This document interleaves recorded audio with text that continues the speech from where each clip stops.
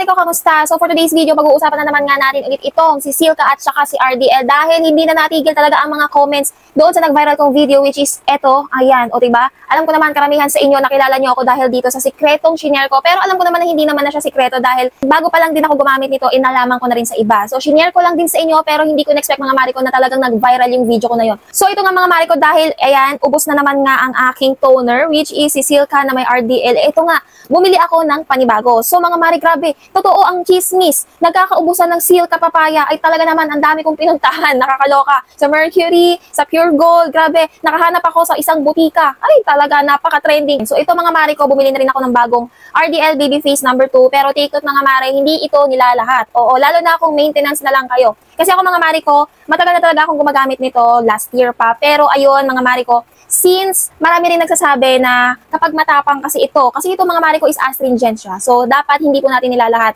Pwede kasi itong mahalin tulad doon sa Rejuve. Oo. So yan mga Mari ko, ang gagawin ko na lang, since maintenance ko na lang siya, at ayun nga mga Mari ko, kapag ka talaga may pimples ako, talagang ito lang din ang isang nagpapahupa. Oo. Kahit meron ako mga ginagamit na cream, acne spot serum, yung toner ko, ito talaga, hindi ko pinapalitan, I swear. Oo. So yun mga Mari ko, samahan niyo ako mag-dilute. Ayan. So, naturo ko naman na ito sa inyo, pero syempre, dahil mag-dilute ang Mari ninyo, ito nga, ang gagawin po natin is bawasan muna natin siya. Ayan. Ayan, binawasan ko na siya konti lang kasi ang ilalagay ko na lang dito sa toner na to is like 2 to 3 cups nung astringent. Oo, ayan. So, ayan, pwede na siguro bawasan pa natin ng konti para ma-shake. Ayan. Alam nyo, hindi ako bumili ng ibang cleanser kasi dito talaga ako nahiyang. Pero mga Mare, pwede din naman kayo gumamit ng iba ha. Wala namang pinag-aiba yun. Ako lang talaga, gusto ko lang talaga si Silka. Loyal ako kay Silka. And ito naman mga Mare ko, isusunod ko. So ito mga Mari ko is number 2. So may mga nagtatanong mga Mari ko, ano daw ba yung pinakamatapang? So pinakamatapang po si number 3, sumunod po si 2, and yung number 1, pang maintenance na lang siya. Buksan nga natin itong si RDL. Oh, ayan. So ayan siya. Open natin. And yun nga mga Mari ko, 2 to 3 cups. So, depende na lang siguro sa akin. Siguro, 3 cups ilalagay ko doon sa aking Silka. So, ayan. Okay. Ayan. 1. Pangalawa, mga Mari ko. And pangatlo. Ayan. So, ayan. Okay na siya. 3 cups po yung nilagay ko. And pagkatapos nga ng mga Mari ko yung nilipat natin, ibalik natin kasi sayang.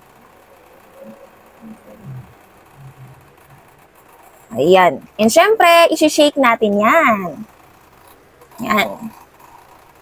So, yung nilagay natin mga Mari ko, pampaano lang talaga siya. Yung kumbaga parang may combination ng pampaputi, pampatanggal ng mga pimples, dark spot, ayan.